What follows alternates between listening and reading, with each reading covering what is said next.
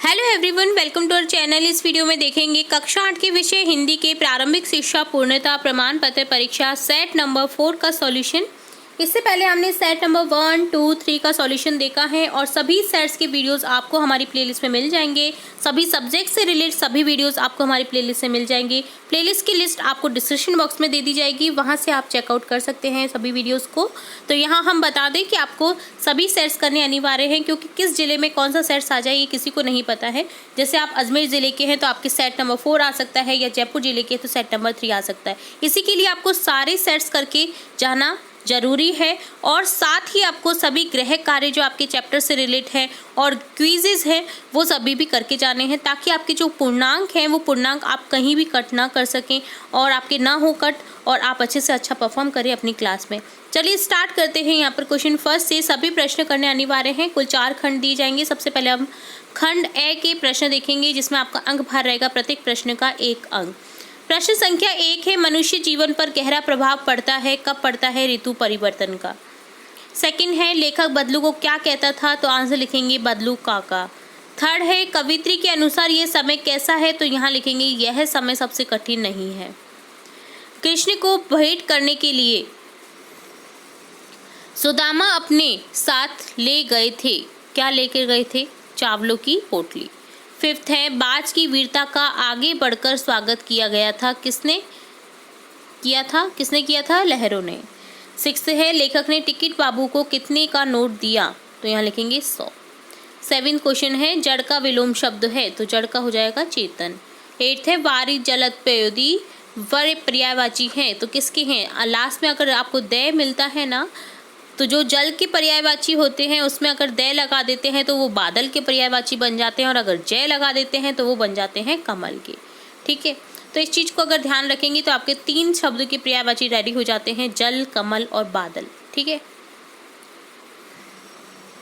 Option B correct कर देंगे। Next है आपका 9th क्वेश्चन, घायल बाज को देखकर सांप खुश क्यों हुआ होगा? क्योंकि घायल बाज को देखकर सांप खुश इसलिए हुआ होगा कि वह इस स्थिति में नहीं कि उसे कोई नुकसान पहुंचा सकता है। 10th क्वेश्चन है, कवि ने अपने जीवन की तुलना बसंत से क्यों की है? तो आंसर लिखेंगे कवि अपने जीवन को बसंत में बनाकर अनंत काल तक जीने की इच्छा रखता है, अर्थात जिस प्रकार बसंत को आते देखकर ही वातावरण आनंदमय हो जाता है, वैसे ही वह भी अपने कार्यों से इस संसार में यश पाने की इच्छा से पूरित होकर अनंत काल तक जीना चाहता है। नेक्स्ट 11th क्वेश्चन है, निम्नलिखित शब्दों में मूल शब्द और प्रत्यय अलग कीजिए। तो यहाँ लिखेंगे जल का हो जाएगा जल, ठीक है, दे, और लाभप्रद का हो जाएगा लाभ, धन, प्रद। सामाजिक में समाज, धन, एक, और आरामदायक का हो जाएगा आराम देह। ठीक है,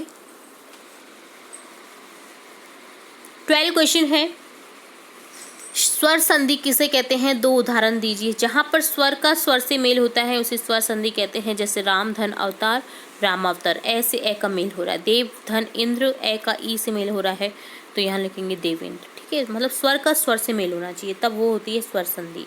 और अगर व्यंजन स्वर का व्यंजन से या व्यंजन का व्यंजन से होता है तो वो कौन सी होती है? व्यंजन संधि। विकसित तो आपको पता ही है। 13 क्वेश्चन है, सड़क पार करते समय किस बात का ध्यान रखना चाहिए? सड़क पार करते समय सदा जेब्री क्रॉसिंग का प्रयोग करना चाहिए। पहले दाएं फिर बाएं देखकर सड़क पार करनी चाहिए। चौराहे पर लाल हरी बत्ती का ध्यान रखना चाहिए। ठीक है, 14 है, अपने पड़ोस में हो रहे बाल विवाह को रोकने के लिए आप क्या करेंगे? तो आंसर हो जाएगा उनको बाल विवाह से होने वाले नुकसान के बारे में बताकर समझाएंगे। बालकों की पढ़ाई के अधिकार व महत्व को बताएंगे। नहीं मानने पर पुलिस को सूचित करेंगे। 15 क्वेश्चन है, घर के सामान्य काम हो या अपना निजी काम, प्रत्येक व्यक्ति को अपनी क्षमता के अनुसार उन्हें करना क्यों आवश्यक है? कामचोर कहानी के आधार पर लिखें। तो लिखेंगे क्योंकि काम करने से शरीर स्वस्थ रहता है, उसका मन काम में लगा रहता है और उसमें काम करने की आदत पड़ जाती है। 16 है, मैं हर पेड़ को अपना दुश्मन समझ रहा था, लेखक पेड़ों को अपना दुश्मन क्यों समझ रहा था? तो लिखेंगे क्योंकि बस की दशा ऐसी थी कि जब वह जबरदस्ती चलाया जा रहा हो, जैसे उसे जबरदस्ती चलाया जा रहा था, कभी भी उसकी ब्रेक फेल हो सकती थी। इस भयभीत मन स्थिति में जो भी पेड़ आता, लेखक को डर लगता कि उसकी बस पेड़ से टकरा जाएगी, इसलिए लेखक हर पेड़ को अपना दुश्मन समझ रहा था। 17 क्वेश्चन है, यह सबसे कठिन समय नहीं, कविता में क्या संदेश दिया गया है? तो आंसर लिखेंगे, उक्त कविता में संदेश दिया गया है कि हमें समय की चिंता किए बिना अपने लक्ष्य पथ पर निरंतर आगे की ओर बढ़ना चाहिए, समय की प्रतीक्षा नहीं करनी चाहिए।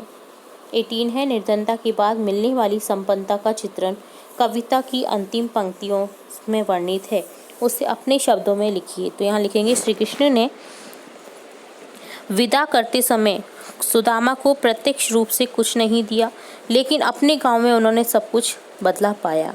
टूटी झोंपड़ी के स्थान पर महल जो सोने के बने थे, महावत हाथी और सोने की रेशमी सेज भी थी। पहले खाने के लिए पर्याप्त अनाज नहीं था, अब किशमिश आदि उनको पात्रों को किशमिश आदि कीमती पदार्थ भी अच्छे नहीं लगते थे, क्योंकि पत्रों को अच्छे नहीं लगते थे। ठीक है, इतना ही लिखना है। तो यहाँ मैं आपको बता दूँ, सभी चैप्टर्स हमने ज़्यादातर चैप्टर्स आपके रीड करवा रखे हैं, हमारे चैनल पर उपलब्ध हैं, जहाँ पर आपको स्टार्टिंग से लेकर एंड तक सभी क्वेश्चन मिल जाएंगे, आंसर मिल जाएंगे विद डिटेल, और सभी पार्ट्स यानी पद्यांश है तो उसका भावार्थ, गद्यांश है तो उसका पूरा सारांश, तो मतलब सभी गद्यांश पाठ सबकी हमारे चैनल पर आपको वीडियोस उपलब्ध हैं। तो आप हमारे चैनल की प्लेलिस्ट से जाकर के चेकआउट कर सकते हैं। अगर आप चैप्टर समझ लेते हैं, उनमें पता रहता है आपको कि क्या हुआ है, क्या हो मतलब उसमें क्वेश्चन बन सकता है, तो आपका कोई भी क्वेश्चन उठा कर दे दे तो आप बिल्कुल भी गलत नहीं कर पाएंगे, क्योंकि आपको पहले से ही पता होगा कि कौन से चैप्टर में हमने किस चीज़ को पढ़ा है। ठीक है, चलिए नेक्स्ट देखेंगे 19 क्वेश्चन, पत्र धरोहर हो सकते हैं लेकिन हाँ SMS क्यों नहीं, तर्क सहित अपने विचार लिखिए।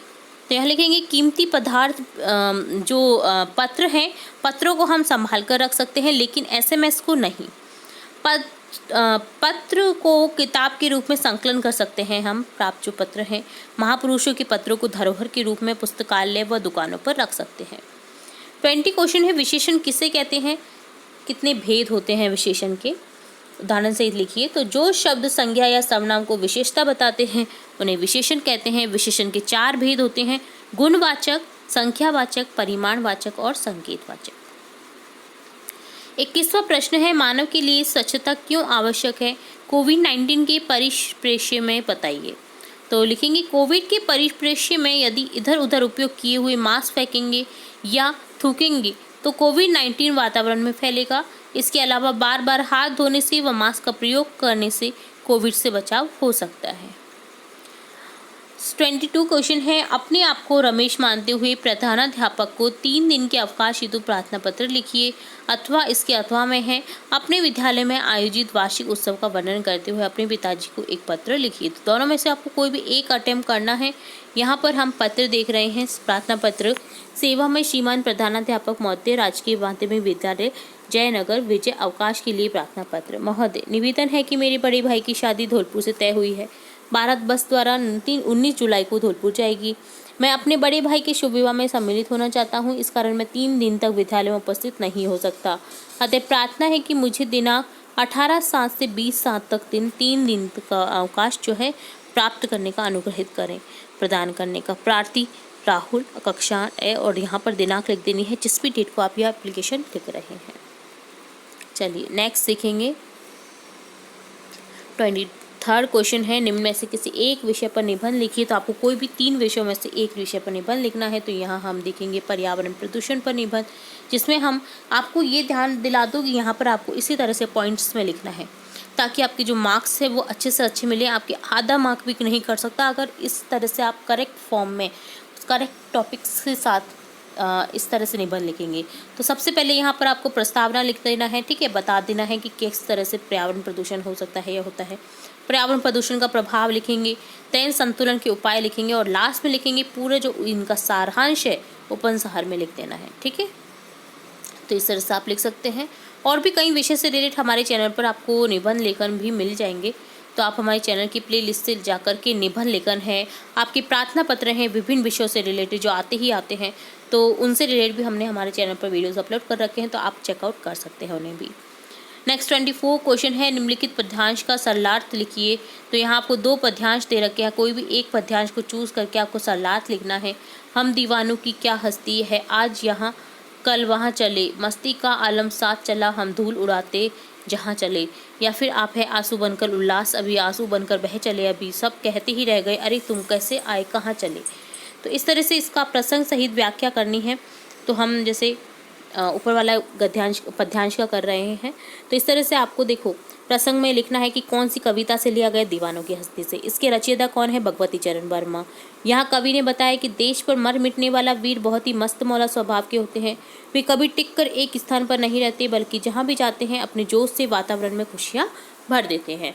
व्याख्या में लिखेंगे, कवि वर्णन करता है कि देश के बलिदानी वीर मानते हैं कि हम तो आज़ादी के दीवाने हैं। इस देश की महानता के समक्ष हमारी कोई औकात नहीं है। हम तो आज यहाँ हैं, कल न जाने कहाँ होंगे। लेकिन जिस और भी हम कदम बढ़ा देते हैं वहाँ हमारे जोश से खुशी और हर्ष छा जाता है। दीवानों का कहना है कि हमारे आने से हमारे भाई बांधवों और संबंधियों के चेहरों पर उल्लास छा जाता है, और अचानक जब जाना पड़ जाए तो उनकी खुशियाँ आंसुओं में बदल जाती हैं। उस समय सभी कह उठते हैं कि अभी कहाँ, अभी तुम आए थे, अभी ही जा रहे हो। ऐसा इसलिए होता है क्योंकि स्वतंत्रता सेनानियों को अंग्रेज सरकार कभी भी गिरफ्तार कहीं भी कर सकती थी, चूकती नहीं थी। ठीक है, तो इस तरह से इसका गद्यांश था। ठीक है, तो आप लिख सकते हैं। ठीक है,